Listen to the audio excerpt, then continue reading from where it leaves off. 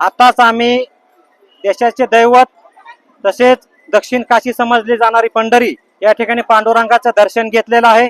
जय मल्हार क्रांती संघटनेच्या वतीनं भटक्या बहुजन चे नेते लोकनेते दौलतनाना शितोळे साहेब यांना विधान परिषदेवर संधी मिळावी अशा प्रकारचं साकडं आम्ही पंढरीच्या पांडुरंगाकडे घातलेलं आहे। स्वातंत्र्याच्या पूर्व काळापासून आणि स्वातंत्र्यानंतर सुद्धा आमच्या समाजाने देश घडवण्यासाठी महाराष्ट्र घडवण्यासाठी अतिशय चांगलं योगदान दिलेलं आहे, परंतु या समाजाला संधी मिळाली नाही।